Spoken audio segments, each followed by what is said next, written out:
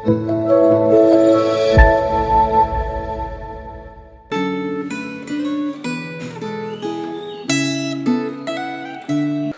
damai sejahtera bagi saudara sekalian. Kita hari ini akan sama-sama merenungkan satu bagian firman Tuhan yang terambil di dalam kitab Imamat pasal yang ke-7.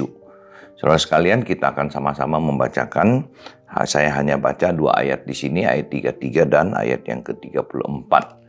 Sebelumnya, mari kita sama-sama berdoa minta pimpinan Tuhan untuk firman yang mau kita renungkan hari ini. Tuhan, bersabdalah kepada kami siap mendengar, kami siap untuk berubah, kami siap untuk melakukan apa yang menyenangkan hati Tuhan, bukan kehendak kami sendiri. Terima kasih memimpin kami dengan firman Tuhan setiap hari. Ajar kami untuk selalu mengasihi firman dan melakukan firman ini dalam hidup kami sehari-hari. Terpujilah namamu dan nama Tuhan Yesus Kristus, kami berdoa. Amin. Saudara sekalian, kitab Imamat pasal yang ke-7, ayat ke-33 dan ke-34, demikian bunyi firman Tuhan. Siapa dari antara anak-anak Harun yang mempersembahkan darah dan lemak korban keselamatan, maka dialah yang harus mendapatkan paha kanan itu sebagai bagiannya. Karena dada persembahan unjukan dan paha persembahan khusus telah kuambil dari orang Israel dari segala korban keselamatan mereka dan telah kuberikan kepada Imam Harun dan kepada anak-anaknya. Itulah suatu ketetapan yang berlaku bagi orang Israel untuk selamanya. Nah, saudara sekalian, kita melihat dari bagian ini ketika Tuhan memberikan instruksi kepada orang-orang Israel ketika mereka membawa akan persembahan korban yang mereka bawa, dan diberikan petunjuk mana yang harus mereka punya, mana yang menjadi milik daripada Tuhan yang dipersembahkan kepada para imam, saudara. Nah, saudara sekalian, kita lihat di sini, ini menunjukkan adalah para imam ini adalah orang-orang yang dikhususkan, ya, orang-orang yang khusus, yaitu dari suku Lewi, dan dari orang suku Lewi inilah kemudian menjadi para imam, dan yang bukan jadi imam, tapi mereka juga semuanya melayani di Bait Allah. Sehingga suku Lewi ini, seperti bagaimana kita ketahui, mereka tidak mendapatkan bagian di tanah perjanjian itu. Mereka tidak mendapatkan bagian tanah, tapi mereka melayani dimanapun akan orang Israel berada di Bait Allah.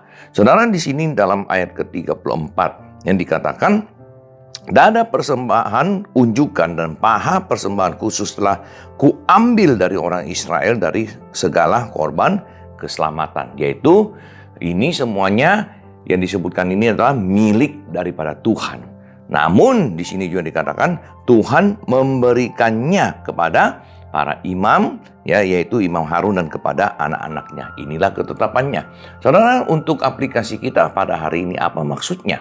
Bagi saya secara pribadi, saudara, di sini mengatakan bahwa imam, yaitu hamba-hamba Tuhan hari ini, ya, kita itu adalah wakil daripada Tuhan.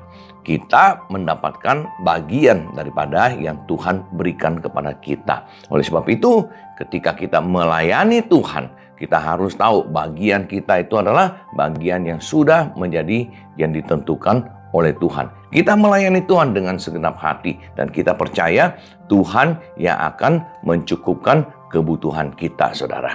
Ya, kita melayani Tuhan, kitalah hamba Tuhan, kita terpanggil khusus, saudara, ya, untuk melayaninya. Oleh sebab itu, kita yang secara full time melayani Tuhan, kita memikirkan perkara-perkara pelayanan di rumah Tuhan, dan Tuhan akan mencukupkan kebutuhan kita. Kita mungkin tidak terpanggil, saudara, ya, hamba Tuhan itu terpanggil sepenuhnya melayani di gereja kita, tidak mendapatkan bagian dari yang di luar, tapi semua Tuhan cukupkan. Oleh sebab itu, saudara, ketika kita melayani Tuhan, kita harus percaya Tuhan yang akan cukupkan segala kebutuhan kita, bukan mengandalkan manusia. Saudara, seringkali ketika kita hidup, kita melayani Tuhan, atau bahkan sebagai anak-anak Tuhan pun, saudara, ya, kita khawatir, kita memikirkan ini, kita memikirkan yang lain, kita memikirkan cara yang salah untuk mendapatkan akan sumber kehidupan. Kita tidak sungguh-sungguh mengandalkan Tuhan. Demikian juga, saudara, dengan hamba Tuhan. Seringkali hamba Tuhan, saudara, memikirkan yang lebih daripada yang harus dipikirkan. Mereka sangat berfokus kepada materi-materi. Ya, oleh sebab itu pelayanan mereka jadi terpecah, tidak konsentrasi. Ada bahkan, saudara, orang-orang yang melayani di gereja dan mereka sangat-sangat tunduk dan hormat kepada orang-orang yang punya akan uang. Nah, orang-orang yang suka dan sering, saudara, mau mengontrol gereja dengan menggunakan uang. Mereka memberikan persembahan kepada gereja dengan jumlah yang banyak dan mereka menganggap mereka sudah memiliki gereja itu. Mereka menganggap mereka yang harus berkuasa atas gereja. Nah, ini adalah sikap yang salah. Nah, tapi di pihak lain, saudara, sebagai anak-anak Tuhan, sebagai orang Kristen, sebagai hamba Tuhan, kita tidak boleh mengandalkan manusia.